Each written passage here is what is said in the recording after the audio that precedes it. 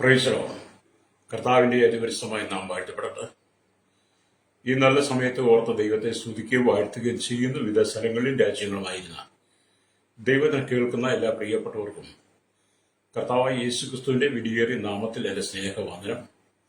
അല്പസമയത്തെ ദൈവന്റെ ചിന്തയ്ക്കായി ഒരു ദൈവജന ഭാഗം വായിക്കും. വെളിപ്പാട് പുസ്തകം 1-ാം അധ്യായം എന്റെ 12-13 വാക്യങ്ങൾ.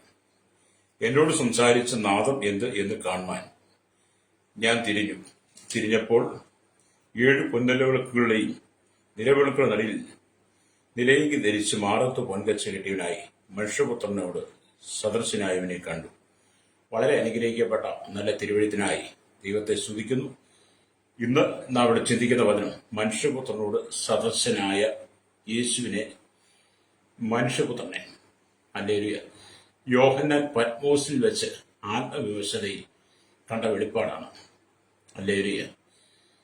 നമ്മൾ കഴിഞ്ഞ ചില ദിവസങ്ങളായിട്ട് വെളിപ്പാട് പുസ്തകത്തിൽ നിന്ന് 1-ാം അധ്യായം പ്രസംഗിക്കുന്നത്, ശുശ്രൂഷിക്കുന്നതല്ല. ഇതിന് കാരണമുണ്ട്.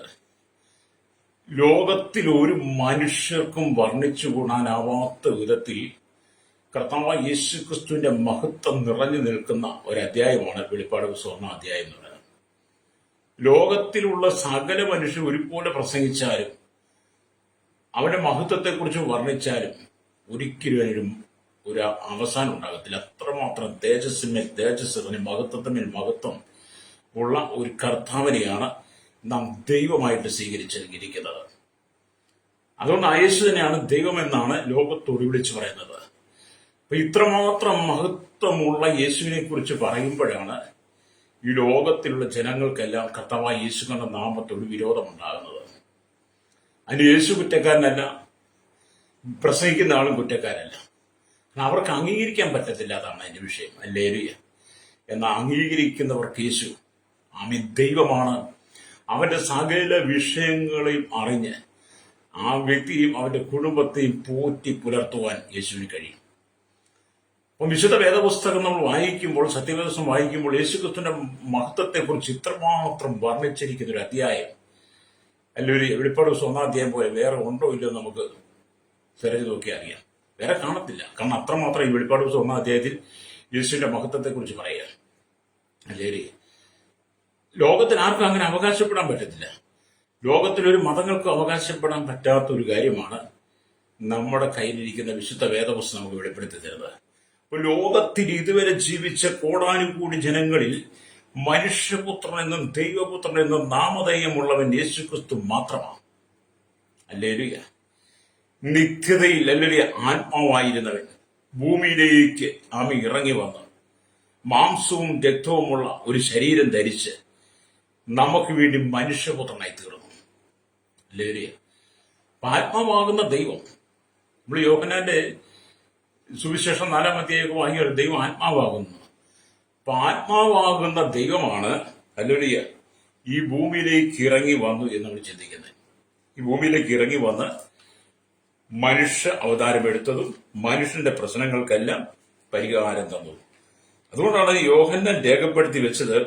യോഹന്നാന്റെ സുവിശേഷം 1-ാം അധ്യായം അതിന്റെ 14-ാമത്തെ വാക്യം രേഖപ്പെടുത്തിയത്, വചനം ജഡമായി തീർന്നു, കൃപയും സത്യവും നിറഞ്ഞവനായി നമ്മുടെ ഇടയിൽ പാർത്തു. അല്ലേ? അപ്പം വചനമാണ് ജഡമായി തീർന്നത്. ആത്മാവാകുന്ന ദൈവം ഈ ഭൂമിയിലേക്ക് വരാൻ വേണ്ടി ജഡരൂപം എടുക്കാൻ വേണ്ടി ഹല്ലേലൂയ ആത്മാവാകുന്ന ദൈവം ഹല്ലേലൂയ ജഡമായി തീർന്നു, കൃപയും സത്യവും നിറഞ്ഞവനായി നമ്മുടെ ഇടയിൽ പാർത്തു. ഹല്ലേലൂയ.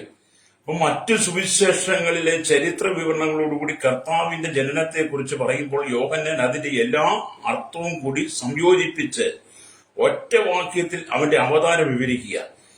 വചനം ജഡം ധരിച്ചു എന്നത് നമുക്ക് മനസ്സിലാക്കാൻ കഴിയുന്ന വിധത്തിലാണ് യേശുക്രിസ്തുവിന്റെ ജനനത്തെ കുറിച്ച് പറയുന്നത്. ഹല്ലേലൂയ. അതുകൊണ്ട് ഈ വചനം കേട്ടുകൊണ്ടിരിക്കുന്ന സ്വാഭാവിക വചനം ജഡമായി തീർന്നു. ആത്മാവായിരുന്ന ദൈവം ജഡരൂപമെടുക്കുവാൻ ആ വചനം നമുക്ക് വേണ്ടി പ്രവർത്തിച്ചു. ഹല്ലേലൂയ. ആ കർത്താവിനെ ഞാനും നിങ്ങളും അറിയുമ്പോഴാണ്, അവനെ ഹൃദയം കൊണ്ട് സ്വീകരിക്കുമ്പോഴാണ്, രക്ഷകനായി സ്വീകരിക്കുമ്പോഴാണ് ഒരു മനുഷ്യന്റെ രക്ഷയുടെ അനുഭവത്തിലേക്ക് വരുന്നത്. നമുക്ക് വേണം നിഷേധിച്ച് തള്ളാൻ മറ്റുള്ളവർ ചെയ്യുന്നത് പോലെ. പക്ഷേ ദൈവം തെരഞ്ഞെടുത്തവൻ, ദൈവം സ്നേഹിക്കുന്നവൻ, ദൈവം വിളി കേട്ടിറങ്ങിയവൻ, ദൈവം വിളിച്ചു വേർതിരിച്ച ഒരു ദൈവ പുരുഷൻ, ഒരു ദൈവ മനുഷ്യൻ, ഒരു ഭക്തൻ ഒരിക്കലും കർത്താവായ യേശുക്രിസ്തുവിന്റെ മഹത്വത്തെ തള്ളിപ്പറയത്തില്ല. അപ്പം ആത്മാവായിരുന്ന കർത്താവ് ഭൂമിയിലേക്ക് വരുന്നതിന് വേണ്ടി മാംസവും രക്തവുമുള്ള ശരീരം സ്വീകരിച്ച മനുഷ്യപുത്രനായി തീർന്നു. പരിശുദ്ധാത്മാവിനാൽ ഗർഭം ധരിച്ച് അല്ലെങ്കിൽ അവൻ ജനിച്ചതിനാൽ ദൈവപുത്രൻ എന്ന പേരും യേശുവിന് ലഭിച്ചു. അപ്പോൾ മനുഷ്യപുത്രനോട് അവൻ സാദൃശ്യനായി മാറി. നമുക്കത് വായിക്കാൻ കഴിയും. പ്രൈസലോ. നമുക്കറിയാം യേശുക്രിസ്തുവിന്റെ ജനനത്തെക്കുറിച്ചുള്ള മാസങ്ങളും അതിന്റെ നോമ്പുകളും ഒക്കെ നമ്മുടെ ഭൂമി നടന്നുകൊണ്ടിരിക്കുക, ലോകത്ത് നടക്കുക. അതിന് നടുവിൽ യേശുവിന്റെ ജനനം എന്തായിരുന്നു, യേശു ആരായിരുന്നു, അവന്റെ മഹത്വം എന്തായിരുന്നു, അവൻ ജഡരൂപം എടുക്കുന്നതും ആരായിരുന്നു എന്നുള്ളതിനെ കുറിച്ച് ആധികാരികമായൊരു വെളിപ്പാടാണ് നമുക്ക് ആവശ്യം. ഊഹാപോഹങ്ങളല്ല വേദപുസ്തകം പറയുന്നത്, ചരിത്രങ്ങളാണ്. അപ്പൊ യേശുക്രിസ്തുവിനെ കുറിച്ച് നമ്മൾ പറയുമ്പോൾ നമ്മൾ വെളിപ്പാട് പുസ്തകത്തിൽ വായിക്കുമ്പോൾ തന്നെ അല്ലേലൂയ ഉത്തമഗീതം നമ്മൾ പരിശോധിച്ചാൽ നമുക്ക് മനസ്സിലാക്കാൻ കഴിയും. ഉത്തമഗീതം 5-ാം അധ്യായം അതിന്റെ 10 തൊട്ട് 16 വരെയുള്ള വാക്യം നിങ്ങൾ ആവർത്തിച്ച് വായിക്കണം. വെളിപ്പാട് പുസ്തകം വായിക്കുമ്പോൾ തന്നെ ഉത്തമഗീതത്തിലെ 5-ാം അധ്യായം 10 തൊട്ട് 16 വരെയുള്ള വാക്യങ്ങൾ വായിക്കുമ്പോൾ യേശുക്രിസ്തുവിന്റെ മഹത്വത്തെക്കുറിച്ച്, പ്രിയന്റെ മഹത്വത്തെക്കുറിച്ച് ശൂലേങ്കാരി വിവരിക്കുന്നത് കാണാൻ കഴിയും.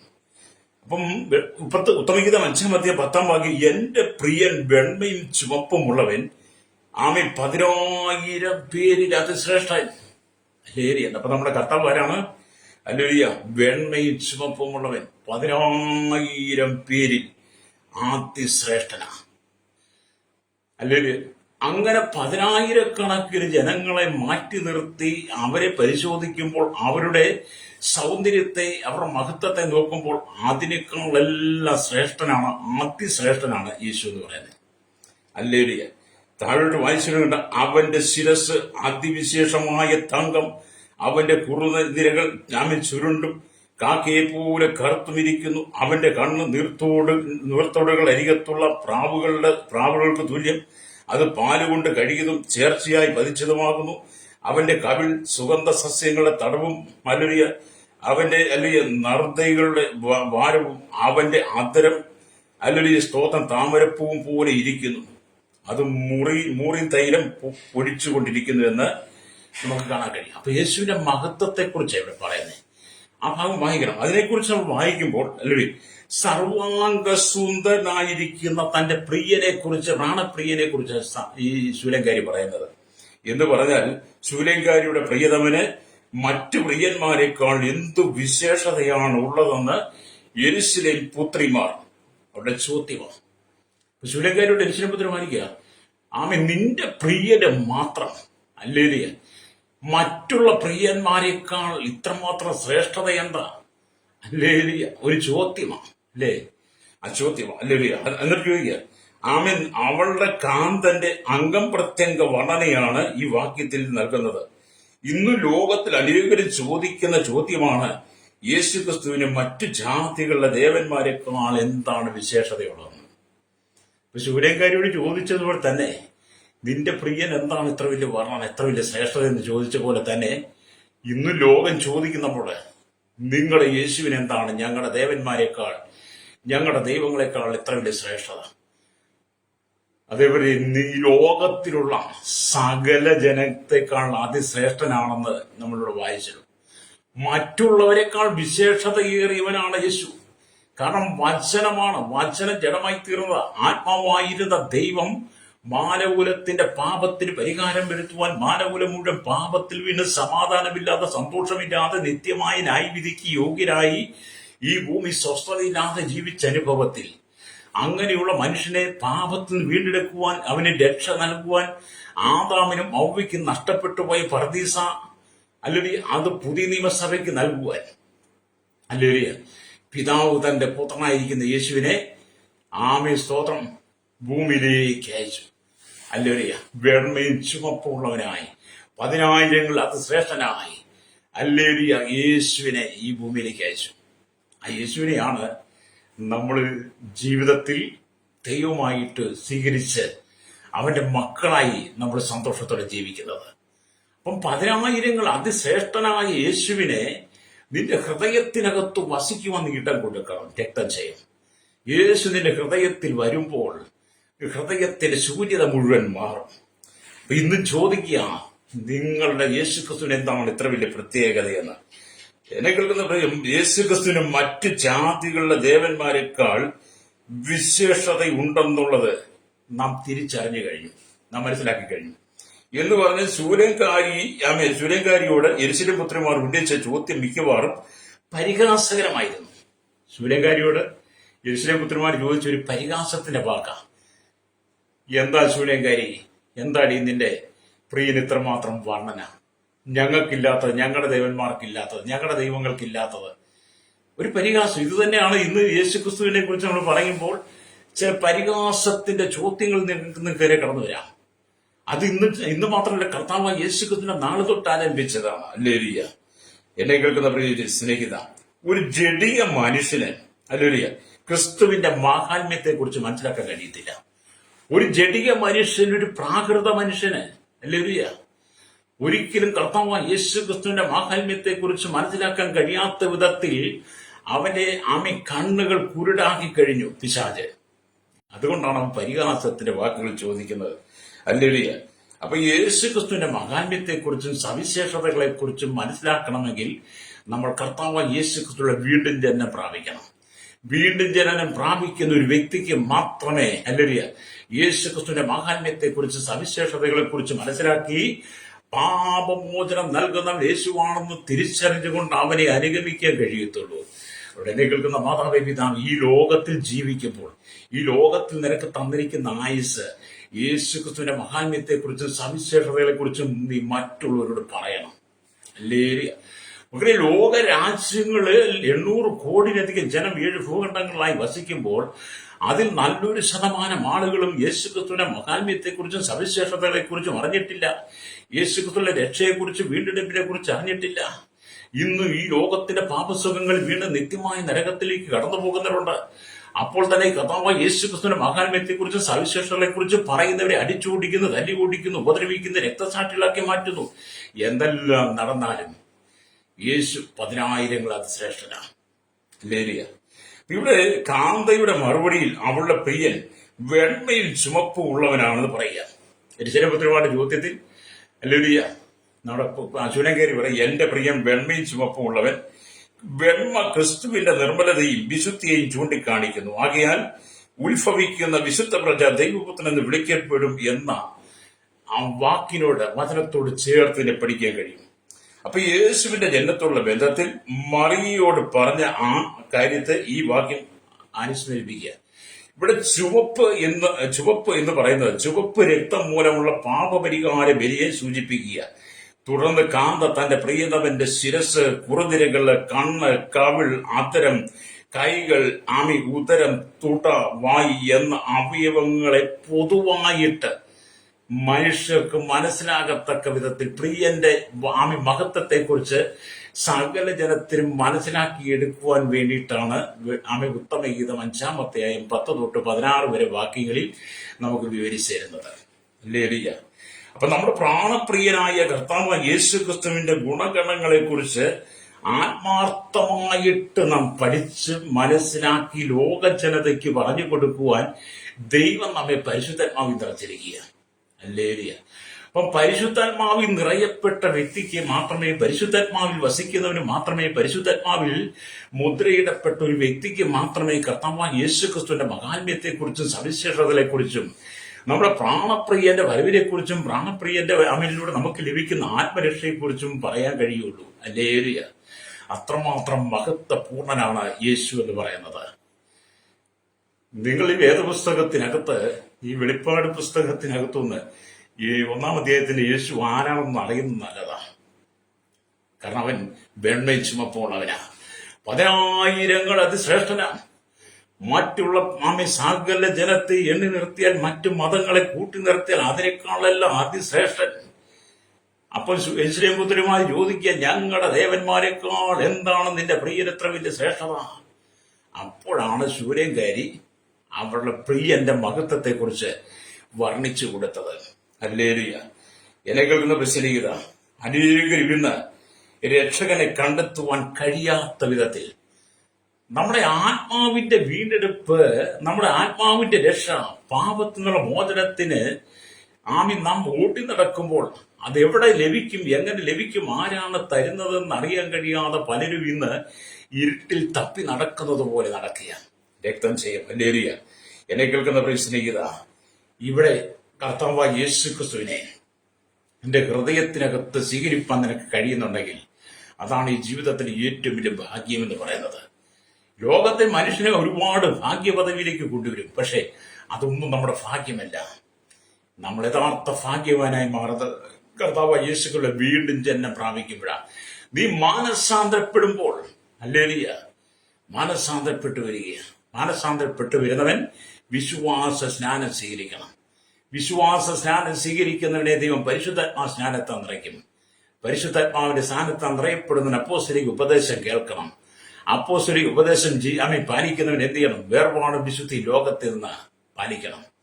വേർപാടും വിശുദ്ധി ആചരിക്കുന്നവൻ പ്രാർത്ഥനയിലും കൂട്ടായ്മയിലും അപ്പം നുറുക്കുകയും ദൈവത്തോട് ചേർന്ന് മഹത്വപൂർണനായിരിക്കുന്ന യേശുവിനോട് ചേർന്ന് ജീവിക്കാൻ വേണ്ടിയിട്ടാണ് യേശു ക്രിസ്തുവിനെ ഹല്ലേലൂയ പിതാവ് ഈ ഭൂമിയിലേക്ക് അയച്ചത്.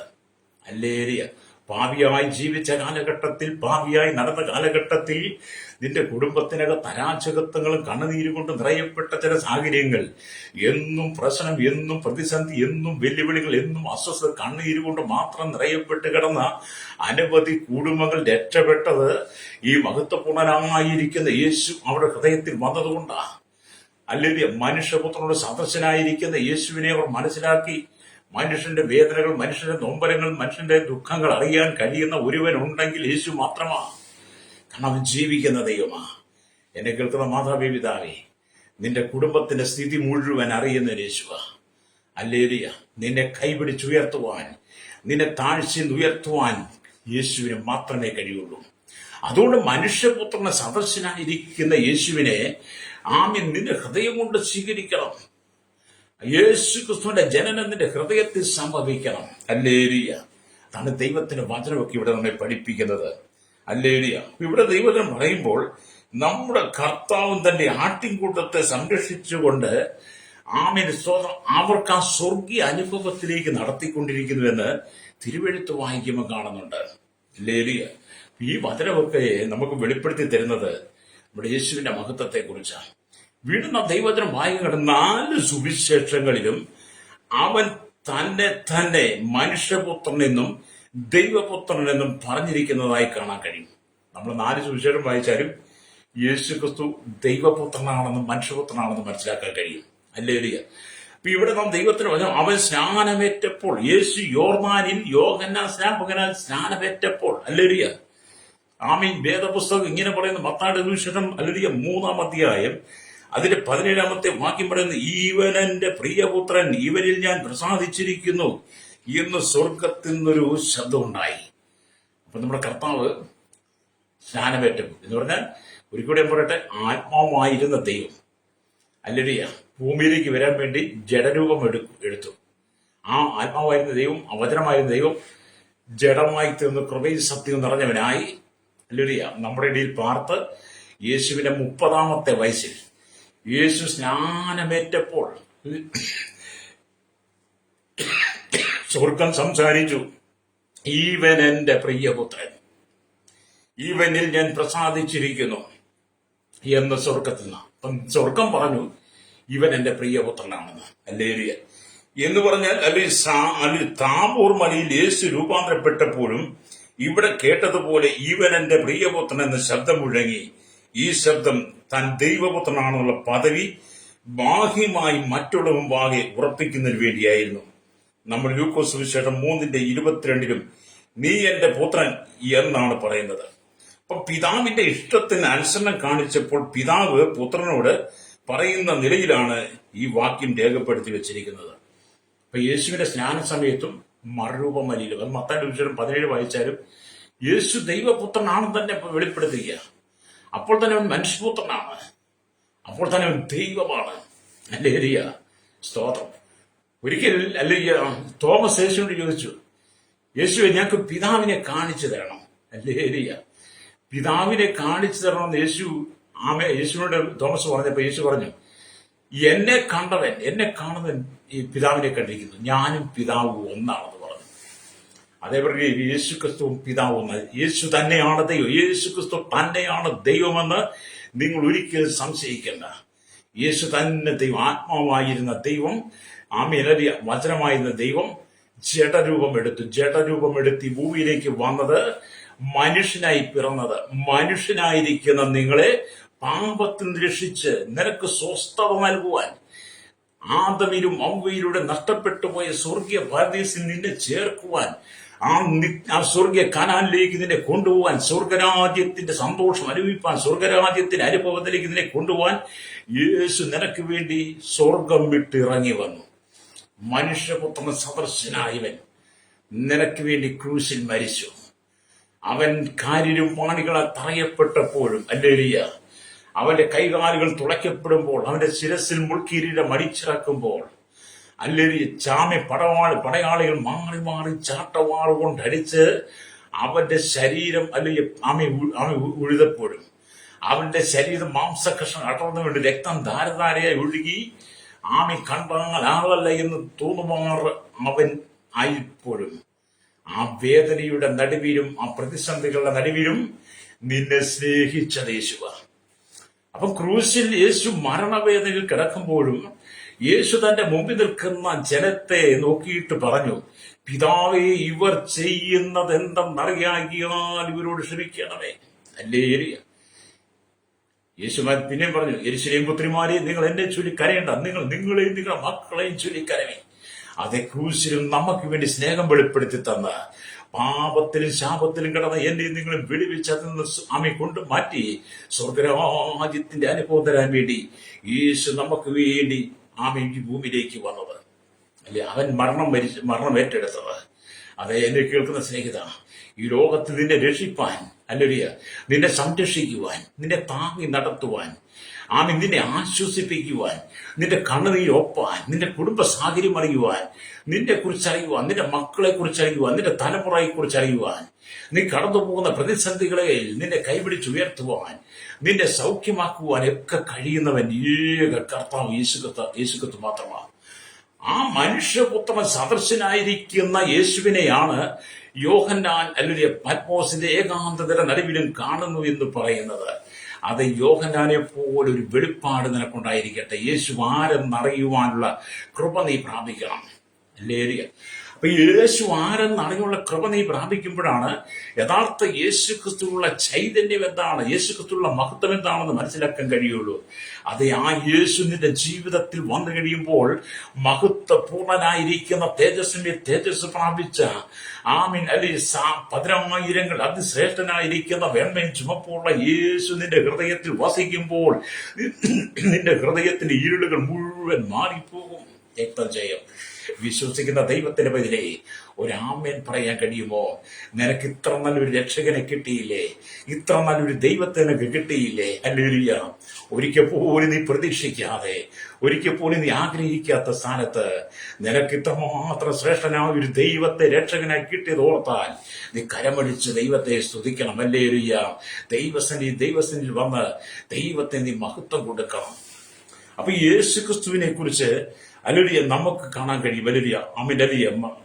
വീണ്ടും മനുഷ്യപുത്രൻ എന്ന പദം പുതിയ നിയമത്തിൽ വരുന്നതിന് മുമ്പ്, ഈ മനുഷ്യപുത്രനുള്ള പദം പുതിയ നിയമത്തിൽ വരുന്നതിന് മുമ്പ് യെഹെസ്കേലിന്റെ പുസ്തകത്തിൽ ഏകദേശം 100 പ്രാവശ്യത്തിലധികം മനുഷ്യപുത്രൻ എന്ന് രേഖപ്പെടുത്തിയിരിക്കുന്നെന്നാണ് ഞാൻ ഒരു പുസ്തകത്തിൽ വായിച്ചു. ഒരു അനുഗ്രഹിക്കപ്പെട്ട ദൈവദാസന്റെ ലേഖനങ്ങൾ പുസ്തകങ്ങൾ വായിച്ചപ്പോൾ അദ്ദേഹം ആ വേദപുസ്തകം തിരഞ്ഞ് അന്വേഷിച്ചപ്പോൾ യെഹെസ്കേൽ പ്രവാചകന്റെ പുസ്തകത്തിൽ 100 പ്രാവശ്യത്തിലും അധികം മനുഷ്യപുത്രൻ രേഖപ്പെടുത്തിയിരിക്കുന്നു. ദാനിയേൽ പ്രവാചകന്റെ പുസ്തകത്തിൽ 2 പ്രാവശ്യം മനുഷ്യപുത്രൻ വന്നിരിക്കുന്നു.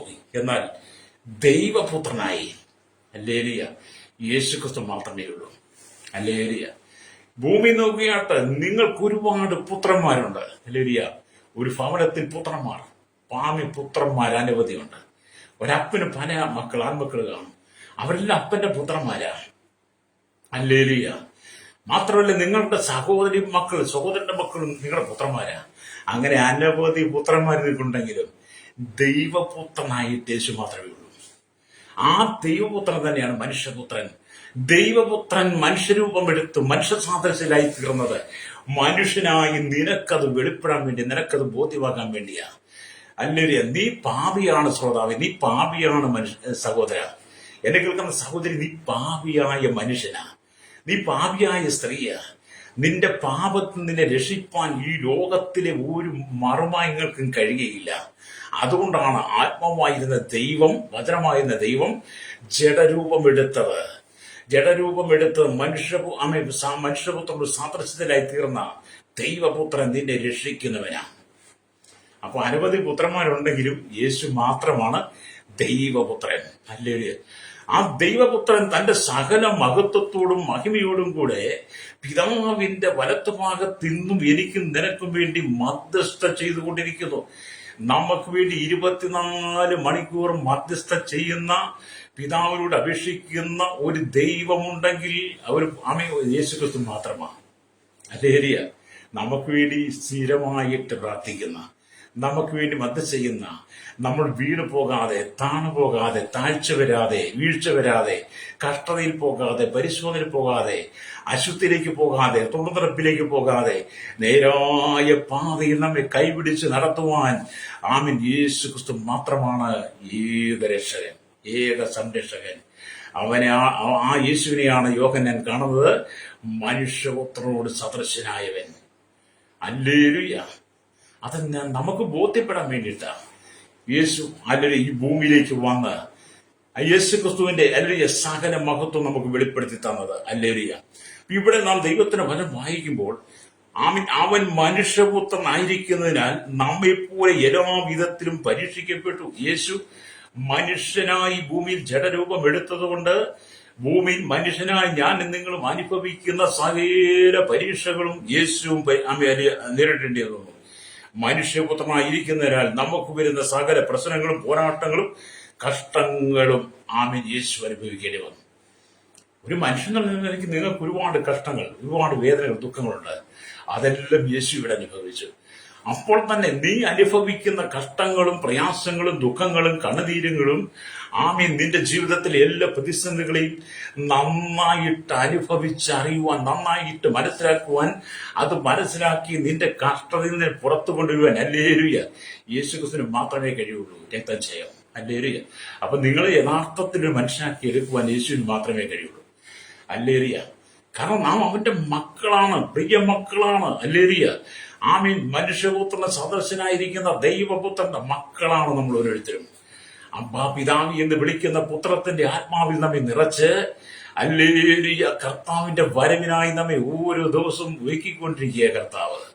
നീ പാപത്തിൽ വീണു പോകാതെ, ശാപത്തിൽ വീണു പോകാതെ, ഈ ലോകത്തിന്റെ വെറുപ്പത്തിൽ വീണു പോകാതെ, ദുരുപദേശങ്ങളിൽ വീണു പോകാതെ, ഇവിടുത്തെ സാത്താന്റെ പദ്ധതിയിലേക്ക് നിന്റെ ജീവിതം കൊണ്ട് വിട്ടുകൊടുക്കാതെ, നിന്നെ അനുദിനം നിന്റെ മേൽ ദൃഷ്ടി വെച്ച് ആലോചന പറഞ്ഞ് തന്ന് നീ നടക്കേണ്ടുന്ന വഴിയുടെ നടക്കുവാൻ നിന്നെ പ്രേരിപ്പിക്കുന്നത് ഹല്ലേലൂയ യേശുവ. ഹല്ലേലൂയ. യേശു നിന്റെ ജീവിതത്തിലെ സകലവുമായിരിക്കണം. നിന്റെ കുടുംബത്തിലെ സകല കാര്യങ്ങൾക്കും നേതൃത്വം കൊടുക്കുന്നത് യേശുവായിരിക്കണം.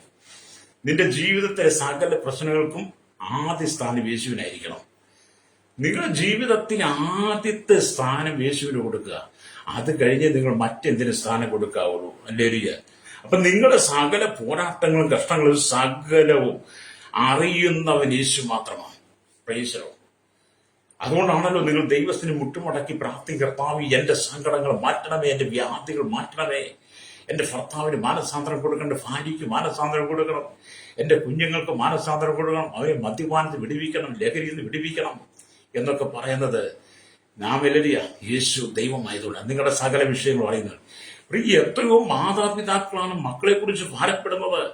മക്കളുടെ വഴിവിട്ട ജീവിതം, അശുദ്ധമായ ജീവിതം, കൂട്ടുകെട്ടിനകത്തൂടെ അവർ ഈ ലോകത്തിന്റെ ജടികമായ ജീവിതത്തിലേക്ക് കടന്നു പോകുന്ന അനവധി മക്കളെ കുറിച്ച് മാതാപിതാക്കൾ കണ്ണുനീരോടെ പ്രാർത്ഥിക്കുന്നത് എന്തുകൊണ്ടാണ്? നമ്മുടെ സകല കാര്യങ്ങളും അറിയുവാൻ കഴിയുന്നവൻ, മനസ്സിലാക്കുവാൻ കഴിയുന്നവൻ, നമ്മെ വിടിവിക്കുന്നവൻ മനുഷ്യപുത്രൻ സദൃശനായിരിക്കുന്ന യേശു ആയിരിക്കുന്ന ദൈവപുത്രൻ മാത്രമേ കഴിയുള്ളൂ. ഹല്ലേലൂയ. രക്തം ചെയ്യും. എന്നെ കേൾക്കുന്ന മാതാവേ പിതാവേ, നിന്റെ കണ്ണുനീരിന് മറുപടി ഉണ്ട് കേട്ടോ. എന്നെ കേൾക്കുന്ന സഹോദര, നിന്റെ പ്രാർത്ഥനയ്ക്ക് മറുപടിയുണ്ട്. നീ ഏത് വിഷയത്തിന് വേണ്ടി പ്രാർത്ഥിക്കുന്നു, ഏത് വിഷയത്തിന് നീ കണ്ണീരൊഴുക്കിയോ, ഏത് വിഷയത്തിനു വേണ്ടി നീ സങ്കടപ്പെടുന്നോ, ആ വിഷയത്തിന് മറുപടി നൽകുവാൻ യേശു ആഗ്രഹിക്കുന്നു. അതുകൊണ്ട് ഇന്ന് പകൽ ഈ വചനം കേൾക്കുമ്പോൾ ദൈവപുത്രനായിരിക്കുന്ന യേശു ക്രിസ്തുവിന്റെ ഹൃദയത്തിന് നീ ഇടം കൊടുത്ത്, നീ യേശുവിന്റെ കർത്താവേ, അങ്ങ് ആത്മാവായ ദൈവമായിരുന്നു, അങ്ങ് വചനമായിരുന്ന ദൈവമായിരുന്നു. ആ വചനമാണ് ജഡമെടുത്ത് ഈ ഭൂമിയിലേക്ക് വന്നത്. അത് എനിക്ക് വേണ്ടി വന്നതാ, എന്റെ കുടുംബത്തിന് വേണ്ടി വന്നതാ, എന്റെ മക്കൾക്ക് വേണ്ടി വന്നതാ, എന്റെ ഭർത്താവിന് വേണ്ടി വന്നതാ, എന്റെ ഭാര്യയ്ക്ക് വേണ്ടി വന്നതാ, എന്റെ സഹോദരങ്ങൾക്ക് വേണ്ടി വന്നത്, എന്റെ കുടുംബത്തെ യഥാസ്ഥാനപ്പെടുത്താൻ വേണ്ടി വന്നതാണെന്ന് പറഞ്ഞ് നീ യേശുവിനോട് പ്രാർത്ഥിക്കുമ്പോൾ രക്തം ചെയ്യും. അതൊരു അത്ഭുതമായി നിന്റെ കുടുംബത്തിൽ വെളിപ്പെടും. ഇന്ന് പകൽ വേദനയുടെ നടുവിലിരിക്കുന്ന ചില സഹോദരങ്ങളോട് ദൈവത്തിന്റെ ആത്മാവ് പറയുന്നത്, നിന്റെ കുടുംബത്തിനകത്തിൽ അത്ഭുതങ്ങൾ നടക്കാൻ സമയമായി.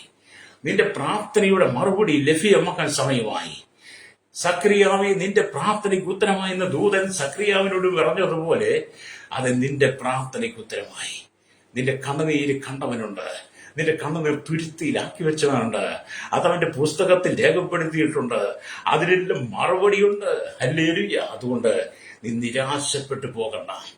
Praise the Lord. നീ നിരാശപ്പെടാനല്ല ദൈവം നിന്നെ വിളിച്ചത്, എന്നും സങ്കടപ്പെട്ടിരിക്കാനല്ല, പ്രാർത്ഥനയിലുറ്റിരിക്കാൻ വേണ്ടിയിട്ടാണ്. ഹല്ലേലൂയ. ചിലരൊക്കെ പറയാറുണ്ട്, എന്റെ പാസ്റ്റർ എന്നും കണ്ണുനീരാ, എന്നും സങ്കടമാ, എന്നിത് മാറും, എന്നീ കഷ്ടം മാറും എന്നൊക്കെ പലരും ചോദിക്കാറുണ്ട്. ഹല്ലേലൂയ. അങ്ങനെ ചോദിക്കുന്നവരോട് ഞാൻ പറയട്ടെ, നീ എന്നും കഷ്ടതയിലൂടെ കടന്നു പോകാൻ, കണ്ണുനീരിലൂടെ രോഗത്തിലൂടെ കടന്നു പോകാനല്ല ദൈവം നിന്നെ വിളിച്ചത്. ദൈവം നിന്നെ പ്രാർത്ഥനയിലിരിക്കാനാ വിളിച്ചേ. ഞാൻ ഈ ദൈവത്തിനെ പറയുമ്പോൾ പല ആളുകൾ ഓരോ ദിവസവും എന്നെ വിളിച്ച് അവർക്ക് വേണ്ടി പ്രാർത്ഥിക്കാൻ പറയുമ്പോൾ ഞാൻ വളരെ സ്നേഹത്തോടെ, സന്തോഷത്തോടെ, സമാധാനത്തോടെ അവർക്ക് വേണ്ടി പ്രാർത്ഥിക്കും. അപ്പം കഴിഞ്ഞ ദിവസം എന്നെ ഒരു സഹോദരൻ വിളിച്ചിട്ട് ചോദിച്ചു, പാസ്റ്റർക്ക് സമയമുണ്ടോ എന്റെ ചില വിഷയങ്ങൾ പറയാനാ? പാസ്റ്റർ തിരക്കില്ല. ഞാൻ പറഞ്ഞ, എന്റെ സഹോദരൻ, ഞാൻ ഒരു തിരക്കിലും അല്ല. നിങ്ങളുടെ വിഷയം കേൾക്കാൻ ഞാൻ ആഗ്രഹിക്കുന്നു. നിങ്ങളുടെ വിഷയം കേട്ടിട്ട് ആ വിഷയത്തിന് വേണ്ടി ഞാൻ പ്രാർത്ഥിക്കാനും തയ്യാറാ. അപ്പം അതിനോട് ഞാൻ പറയട്ടെ. ഞാൻ പറഞ്ഞു അദ്ദേഹത്തിന്റെ വിഷയങ്ങളെല്ലാം അതൊരു ക്രൈസ്തവനാണ്, പള്ളിയിൽ പോകുന്നവനാണ്. പക്ഷെ ജീവിതത്തിൽ ഒരുപാട് ക്ലേശങ്ങൾ, വേദനകൾ, ദുഃഖങ്ങൾ, സങ്കടങ്ങൾ, മഹാവ്യാധികൾ. ആരോട് പറയും, എങ്ങനെ പറയും, എങ്ങനെ ഞാൻ ആ പരിഹാരം കണ്ടെത്തണമെന്നോർത്ത് മനസ്സുകൊണ്ട് വേദനിച്ചിരിക്കുമ്പോഴാണ് അദ്ദേഹം എന്നോട് പറഞ്ഞു. ഞാൻ സമാധാനത്തോടെ അദ്ദേഹത്തിന്റെ വിഷയങ്ങൾ മുഴുവൻ ഞാൻ കേട്ടു. ഇടയ്ക്കൊന്നും പറയാതെ അദ്ദേഹത്തിന് പറയുവാനുള്ളത് മുഴുവൻ എന്നോട് പറഞ്ഞു. അദ്ദേഹം പറഞ്ഞു കഴിഞ്ഞപ്പോൾ ഞാൻ പറഞ്ഞു, എന്റെ സഹോദരൻ, ഞാൻ 2 കാര്യങ്ങൾ പറയാം. യേശു നിങ്ങൾക്ക് വേണ്ടിയാണ് ഈ ഭൂമി വന്നത്. യേശു ആത്മാവായിരുന്ന ദൈവമാണ്, വചനമായിരുന്നവനാണ്. അവൻ നിങ്ങൾക്ക് വേണ്ടിയാണ് വന്നത്. നിങ്ങളുടെ സകല പ്രശ്നങ്ങൾക്കും ദൈവം മറുപടി നൽകും. അത് നിന്റെ കുടുംബത്തിനകത്ത് ഒരു അത്ഭുതം നടക്കും. നിന്റെ കുടുംബത്തിനകത്ത് ദൈവപ്രവൃത്തി നടക്കും. അതിനെക്കുറിച്ച് കുടുംബത്തിനകത്ത് വ്യാപരിക്കുന്ന ചില അന്ധകാരത്തിന്റെ ശക്തികളെ കുറിച്ച് ദൈവത്തിന്റെ വചനത്തിലൂടെ അദ്ദേഹത്തിലൂടെ പറഞ്ഞു കൊടുത്തപ്പോൾ അദ്ദേഹം പറഞ്ഞു, എന്റെ പാസ്റ്റർ പറഞ്ഞൊക്കെ ശരിയാ. ഞാൻ പറഞ്ഞു, നിങ്ങൾക്ക് വേണ്ടി ഞാൻ പ്രാർത്ഥിക്കാൻ പോവുക. അദ്ദേഹത്തിന് വേണ്ടി ഞാൻ ഒരു 10 മിനിറ്റ് പ്രാർത്ഥിച്ചു. അദ്ദേഹം 10 മിനിറ്റ് പ്രാർത്ഥിച്ചു. എല്ലാ വിഷയങ്ങളും അദ്ദേഹം പറഞ്ഞ് കേട്ടെടുത്ത് പ്രാർത്ഥിക്കണമല്ലോ. അദ്ദേഹം പറഞ്ഞു, എനിക്ക് സമാധാനമുണ്ട്, ഞാൻ നാളെ വിളിക്കാം. അതെ, എന്നെ നാളെ വിളിച്ചു. അതെ, എന്നെ കേൾക്കുന്ന സ്ഥലം, നിങ്ങളുടെ വിഷയം കേൾക്കാൻ യേശു കാതോർത്തിരിക്കുന്നു. യേശുവിന്റെ അരികിൽ കടന്നു വന്ന എല്ലാവരുടെയും വിഷയങ്ങൾ യേശു കേട്ടു എന്നുള്ളതാണ്. ആരും യേശു തള്ളിക്കളഞ്ഞില്ല. അതാണ് യോഹന്നാൻ കണ്ട ആ ദർശനം നമ്മൾ മനസ്സിലാക്കണം. മനുഷ്യപുത്രനോട് സദൃശനായിരിക്കുന്ന ദൈവപുത്രൻ ഈ ഭൂമിയിൽ മനുഷ്യപുത്രൻ ആയിരിക്കെ ചെയ്ത് സകല കഷ്ടതയിലൂടെ കടന്നു പോയത് നാം അനുഭവിക്കുന്ന കഷ്ടങ്ങൾ അവൻ തിരിച്ചറിയാൻ വേണ്ടിയാ. നമ്മുടെ കഷ്ടങ്ങൾ മുഴുവൻ തിരിച്ചറിഞ്ഞിട്ട് യേശു നമ്മുടെ വിഷയങ്ങൾ മുഴുവൻ കേട്ടിട്ട് മറുപടി പറയുക. യേശുവിന് തിരക്കില്ല, ബിസിയുള്ള ആളല്ല. തന്റെ മക്കളെ അപേക്ഷ കേൾക്കുവാൻ കാതോർത്തിരിക്കുന്നു. എന്നെ കേൾക്കുന്ന മാതാവേ, പിതാവേ, നിന്നെ പ്രാർത്ഥിക്കുവാൻ വേണ്ടിയാണ് വിളിച്ചത്. നിന്റെ വിഷയങ്ങൾ കേൾക്കുവാൻ, നിന്റെ സങ്കടങ്ങൾ കേൾക്കുവാൻ യേശു കാതോർത്തിരിക്കുന്നു. ഇന്ന് പകൽ നീ യേശുവിന്റെ സാന്നിധ്യത്തിലേക്ക് വന്ന് നിന്റെ വിഷയങ്ങൾ നീ പറയുമ്പോൾ അത് ഏറ്റെടുത്ത് അതിന് മറുപടി നൽകുന്നവൻ യേശുവാ. നിന്റെ കുടുംബത്തിനകത്ത് പിശാച് കൊണ്ടുവന്നിട്ടിരിക്കുന്ന ചില നൂലാമാലകൾ, ചില തന്ത്രങ്ങൾ, അല്ലേറിയ പിശാച് പല വിധത്തിലും കുടുംബത്തെ തകർക്കാൻ ശ്രമിക്കും. അല്ലേറിയ പല മേഖലയിലും പിശാച് കുടുംബത്തെ തകർക്കാൻ ശ്രമിക്കും. നീ ഉയരുന്നത് സാത്താൻ ഇഷ്ടമില്ല. നീ ഉയരുന്നത് ദേശത്തിന് ഇഷ്ടമില്ല. നീ ഉയരുന്ന അന്ധകാര ശക്തികൾക്ക് ഇഷ്ടമില്ല. നിന്നെ ഏതു വിധത്തിലും തകർക്കുവാൻ വേണ്ടിയ പദ്ധതികൾ അവർ ആവിഷ്കരിച്ചുകൊണ്ടിരിക്കും. അത് കുടുംബത്തിനകത്തുനിന്നാകാം, കുടുംബത്തിന് പുറത്തുനിന്നാകാം, അത് ജീവിതത്തിന്റെ എല്ലാ മേഖലയിൽ നിന്നും കടന്നു വരാം. അതിനെ തിരിച്ചറിഞ്ഞിട്ട് നിനക്ക് പ്രാർത്ഥിക്കുവാൻ, നിന്റെ വിഷയം കേൾക്കുവാൻ നിന്നെ അറിയുന്ന മനുഷ്യപുത്രന് സദസ്യനായിരിക്കുന്ന ദൈവപുത്രൻ സ്വർഗത്തിൽ നിനക്ക് വേണ്ടി ഉണ്ടെന്ന് നീ തിരിച്ചറിഞ്ഞ് രക്തം ചെയ്യാം. ഹല്ലേലൂയ. നീ ആ യേശുവിന്റെ പാദപീഠത്തിൽ ഏൽപ്പിച്ചു കൊടുക്കണം. ഹല്ലേലൂയ. നമ്മൾ ഈ വിഷയങ്ങളൊക്കെ പറയണം. ഈ വിദേശ രാജ്യത്തു നിന്നൊക്കെ ഞാൻ ഈ ദൈവത്തിനെ പറഞ്ഞ് കേട്ടിട്ട് ചിലരൊക്കെ വിളിക്കാറുണ്ട്. അല്ലെ, അപ്പൊ ഞാൻ ആദ്യമൊക്കെ ഈ വിദേശത്തുള്ളവരെ കുറിച്ച് ഞാനൊക്കെ ചിന്തിച്ചുകൊണ്ടിരുന്നത് അവർ ഭയങ്കര പണക്കാരാണ്, ഭയങ്കര കോടീശ്വരന്മാരാണ് എന്നൊക്കെ ചില ചിന്ത ഉണ്ടായിരുന്നേ. അങ്ങനെയുള്ളവരുണ്ട് കേട്ടോ. പക്ഷെ നല്ലൊരു ശതമാനം ജനങ്ങൾ അമേരിക്കൻ രാജ്യങ്ങളിലായിരുന്നാലും ഇനി മറ്റ് രാജ്യങ്ങളിലായിരുന്നാലും അനവധി ആളുകൾ കഷ്ടതയിലൂടെ കടന്നു പോകുന്നവരുണ്ട്. ജീവിതം മുന്നോട്ട് കൊണ്ടുപോകാൻ, കുടുംബം പോറ്റാൻ വേണ്ടി വീടും നാടും അപ്പനും അമ്മയും സഹോദരങ്ങളൊക്കെ വിട്ടിട്ട് മറ്റ് രാജ്യങ്ങളിൽ പോയി കിടക്കുന്ന അനവധി ആളുകൾ കണ്ണുനീരിന്റെ നടുവിലുണ്ടെന്ന് ഞാൻ ചിലർക്ക് വേണ്ടി പ്രാർത്ഥിച്ചപ്പോഴാണ് എനിക്ക് മനസ്സിലായത്. അതിനൊക്കെ ഞാൻ ഇവിടുത്തെ വിദേശ രാജ്യത്തിൽ അവർക്ക് മുഴുവൻ പണത്തിന് വേണ്ടി ജീവിക്കുക. അങ്ങനെയല്ലേ കഷ്ടം സഹിക്കുന്ന എല്ലായിടത്തും ഉണ്ട്. കഷ്ടം സഹിക്കുന്ന എല്ലാ ജനങ്ങളും എല്ലായിടത്തും എല്ലാ രാജ്യത്തിലുണ്ട്. പ്രത്യേകിച്ച് മലയാളികളുടെ ജീവിതത്തിൽ ഒരുപാട് വേദനകൾ, പ്രയാസങ്ങൾ വിവിധ രാജ്യങ്ങൾ അനുഭവിക്കുന്നു. ആ വിഷയങ്ങൾക്കെല്ലാം പരിഹാരം നൽകുവാൻ മനുഷ്യപുത്രനായിരിക്കുന്ന യേശുവിന് മാത്രമേ കഴിയുള്ളൂ. എന്നെ കേൾക്കുന്ന സഹോദര, നീ ലോകത്തിന്റെ ഏത് ഭാഗത്താണ് ഇരിക്കുന്നത്? ലോക രാജ്യങ്ങളിൽ ഏതെങ്കിലും രാജ്യങ്ങൾക്കകത്ത് ഏതെങ്കിലും മേഖലയിൽ നീ ചെന്നെത്തി നീ കഷ്ടം സഹിക്കുന്ന വ്യക്തിയാണെങ്കിൽ, നൊമ്പരപ്പെടുന്ന വ്യക്തിയാണെങ്കിൽ, കഷ്ടത്തിലൂടെ കടന്നു പോകുന്ന വ്യക്തിയാണെങ്കിൽ, അവിടെയും നിന്റെ വിഷയം കേൾക്കുവാൻ ഈ മനുഷ്യപുത്രൻ സദസ്യനായി യേശുണ്ട്. അല്ലെങ്കിൽ കാരണം അവൻ സർവ്വവ്യാപിയാണ്. നമ്മുടെ യേശു സർവ്വവ്യാപിയാണ്.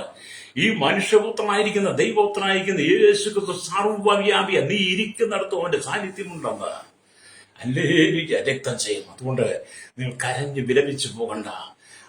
എന്റെ പ്രിയൻ വെണ്മയും ചുമപ്പുമുള്ളവൻ 10,000 അത് ശ്രേഷ്ഠൻ. ഹല്ലേലൂയ. ആ കർത്താവ് നിന്റെ പിതാവാണ്. ആ കർത്താവ് നിന്റെ രക്ഷകനാണ്. അവൻ സർവ്വവ്യാപിയായി നീ കടന്നു പോകുന്ന എല്ലാ മേഖലയിലും അവന്റെ സാന്നിധ്യമുണ്ട്. ഹല്ലേലൂയ. രക്തം ചെയ്യും. അപ്പൊ എനിക്ക് ഈ യേശുക്രിസ്തുവിന്റെ മഹാത്മ്യത്തെ കുറിച്ച്, മഹത്വത്തെ കുറിച്ച് ഈ കഴിഞ്ഞ ദിവസമായിട്ട് പ്രസംഗിച്ചു തുടങ്ങിയപ്പം, സൂക്ഷിച്ചു തുടങ്ങിയപ്പം ഞാനും വളരെ ഒരു മാറ്റത്തിൽ വന്നു. കാരണം എന്റെ കർത്താവ് ഇത്രമാത്രം മഹത്വപൂർണനാണല്ലോ. ആ മഹത്വപൂർണ്ണായിരിക്കുന്ന കർത്താവിനെയാണല്ലോ ഞാൻ സേവിക്കുന്നത്, ഞാൻ ആരാധിക്കുന്നത്. ആ ദൈവമാണല്ലോ എന്റെ പിതാവ്, എന്റെ രക്ഷകൻ എന്നൊക്കെ എനിക്കും അറിയാൻ തുടങ്ങിയപ്പം, മനസ്സിലാക്കാൻ തുടങ്ങിയപ്പം, മനസ്സിലായിട്ടില്ല, വീണ്ടും വീണ്ടും മനസ്സിലാക്കാൻ തുടങ്ങിയപ്പോൾ കർത്താവിനുള്ള സ്നേഹം അങ്ങ് കൂടി. അല്ലേ, യേശുള്ള സ്നേഹം കൂടി. എനിക്ക് യേശുള്ള സ്നേഹം കൂടുകയാണ് എന്റെ ഉള്ളിൽ. യേശുള്ള സ്നേഹം കുറയുന്നില്ല. എന്നാൽ ചിലർക്കൊക്കെ ഓരോ ദിവസം മുന്നോട്ട് പോകുന്നതോറും യേശുവിന്റെ സ്നേഹം കുറയുക. എന്നെ കേൾക്കുന്നവരെ സ്നേഹിത, യേശുവിന്റെ സ്നേഹം കൂടണം. യേശു കൃഷ്ണനുള്ള സ്നേഹം അനുദിനം വർദ്ധിച്ചുകൊണ്ടേയിരിക്കണം. അവനോട് അടുത്തിരിക്കണം, അവനോട് പറ്റിയിരിക്കണം, ചേർന്നിരിക്കണം. യേശുവിന്റെ ഹൃദയത്തിന്റെ സ്പന്ദനം പോലും അറിയത്തക്ക നിലയിൽ യേശുവിനോട് ചേർന്ന മനുഷ്യപുത്രനായിരിക്കുന്ന യേശുവിനോട് ചേർന്നിരുന്ന് പ്രാർത്ഥിക്കുമ്പോൾ നിന്റെ അരികിലേക്ക് ഇറങ്ങി വരുന്ന യേശുവുണ്ട്. രക്തം ചെയ്യാം. എന്നെ കേൾക്കുന്ന മാതാവേ, പിതാവേ, നിന്റെ അരികിലേക്ക് ഇറങ്ങി വരുവാൻ, നിന്റെ അരികിലേക്ക് ഇറങ്ങി വന്ന നിന്റെ സങ്കടം കാണുവാൻ, നിന്റെ കണ്ണുനീര് തുടയ്ക്കുവാൻ യേശു ആഗ്രഹിക്കുന്നു. രക്തം ചെയ്യും. വിശ്വസിക്കുന്നു. കരമടിച്ച് ദൈവത്തെ സ്തുതിച്ചാട്ട്. അല്ലെങ്കിൽ നമ്മുടെ കണ്ണുനീരിലേക്ക് നമ്മുടെ അരികിലേക്ക് യേശു വരും എന്നുള്ള യാഥാർത്ഥ്യം ഭൂമിയിലായിരുന്നപ്പോൾ തന്നെ യേശു അത് വെളിപ്പെടുത്തിയിട്ടുണ്ട്. കാരണം അല്ലേ, മാർത്തയുടെയും മറിയുടെയും സഹോദരൻ ലാസർ മരിച്ചുപോയി. ആ വിവരം അറിഞ്ഞിട്ടും യേശു വീണ്ടും രണ്ടാമതുള്ള വീണ്ടും യേശുവിടെ മടങ്ങി വന്ന് മാർത്തയുടെ മറിയുടെ അരികിലേക്ക് വരികയാണ്. മാർത്തയുടെ മറിയുടെ അരികിലേക്ക് വന്നു കഴിഞ്ഞപ്പോൾ മാർത്തയുടെ മറിയുടെ ജീവിതത്തിൽ സംഭവിച്ച ദുരന്തങ്ങളെ കുറിച്ച് അവർ യേശുവിടെ പറഞ്ഞു ബന്ധു അവരുടെ സങ്കടം കണ്ട് യേശു കണ്ണുനീർ വാർത്തല്ലേയ. യേശുവിടെ വിശ്വസിച്ചാൽ നീ ദൈവത്തിന്റെ മഹത്വം കാണുവാൻ കല്ലറകിൽ ചെന്ന് മരിച്ച് നാറ്റം വെച്ച ലാസറിനെ യേശു ഉയർപ്പിച്ച് അവർക്ക് സഹോദരായിട്ട് കൊടുത്തു. അത് നിന്റെ അരികിലേക്ക് വരുന്നവനായ യേശു. ഹല്ലേലൂയ. എന്നെ കേൾക്കുന്ന മാതാവേ, പിതാവേ, സഹോദര സഹോദരി, നീ കടന്നു പോകുന്ന പ്രതിസന്ധിയുടെ നടുവില് പ്രാർത്ഥിക്ക്. നിന്റെ അരികിലേക്ക് ഇറങ്ങി വരുന്ന ദൈവ സാന്നിധ്യം നിന്റെ അടുത്തെത്തുന്ന ഒരു ദൈവ സാന്നിധ്യമുണ്ട്. അതുകൊണ്ട് യോഹന്നാൻ പറയാം, ഞാൻ പത്മോസിന്റെ ഏകാന്തതയിലായിരുന്നാലും ഈ പത്മോസിൽ ഞാൻ ഒറ്റയ്ക്കായിരുന്നാലും മനുഷ്യപുത്രനായിരിക്കുന്ന യേശു ഈ പത്മോസിൽ എന്റെ അരികിലേക്ക് ഇറങ്ങി വന്നു. അവൻ എന്നോട് ചേർന്നിരുന്നു, എന്നെ ആശ്വസിപ്പിച്ചു, എന്നെ ബലപ്പെടുത്തി. അല്ലേ, പത്മോസ് നിനക്കൊരു മോചനമുണ്ട് എന്നൊക്കെ യോഹന്നാൻ മനസ്സിലാക്കി. അല്ലേരിയ. അതെ, പത്മോസിന്റെ ഏകാന്തതയിൽ തടവറയ്ക്കകത്ത് കിടക്കുന്നത് പോലെ യോഹന്നാൻ കിടന്നുവെങ്കിൽ ആ യോഹന്നാന് ചില വെളിപ്പാട് ദർശനം കൊടുത്ത് പത്മോസിൽ മടക്കിക്കൊണ്ടുവന്ന് എഫെസോസ് സഭയുടെ ദൂതനായി തന്റെ ജീവിതം മുഴുവൻ ചെലവഴിച്ചെങ്കിൽ അത് നീ ഇന്ന് കടന്നു പോകുന്ന ചില തട്ടപ്പുറയുടെ അനുഭവം, ചില ഏകാന്തതയുടെ അനുഭവം, ചില പത്മോസിന്റെ അനുഭവത്തിൽ നിന്ന് ദൈവം നിന്നെ പുറത്തു കൊണ്ടുവരാൻ ആഗ്രഹിക്കുക. നിന്റെ ബാധ്യതകൾ, നിന്റെ പ്രശ്നങ്ങൾ, നിന്റെ കടക്കണികൾ, നിന്റെ സങ്കടങ്ങളെല്ലാം മാറ്റുവാൻ അതിന്റെ മോചനം നൽകുന്ന യേശു ആഗ്രഹിക്കുന്നു. രക്തം ചെയ്യും. അത് ഈ ദൈവത്തെ സ്തുതിപ്പാൻ കഴിയുമോ? രക്തം ചെയ്യും. ഈ ദൈവത്തെ ഒന്ന് മഹത്വപ്പെടുത്താൻ കഴിയുമോ? ഹല്ലേലൂയ. യേശു നിനക്ക് വേണ്ടി ജീവിക്കുന്നു. യേശു നിനക്ക് വേണ്ടി മാത്രം, നിനക്ക് വേണ്ടി, ഇതിന്റെ മക്കൾക്ക് വേണ്ടി മാത്രം ജീവിക്കുന്നു. വ്യക്തിപരമായിട്ട് പറയണം കേട്ടോ. യേശു എന്റെ രക്ഷകനാണെന്ന് വ്യക്തിപരമായിട്ട് പറയണം. ഹല്ലേലൂയ. സമൂഹത്തിൽ നിന്ന് യേശുവിന്റെ രക്ഷകൻ എന്ന് പറയുന്നതിനേക്കാൾ നല്ലത് അത് പറയണം, സമൂഹത്തോട് വെളിപ്പെടുത്താം. പക്ഷെ യേശുവിന്റെ രക്ഷകൻ സ്വന്തമായിട്ട് വ്യക്തിപരമായിട്ട് പറയണം. അല്ലേ?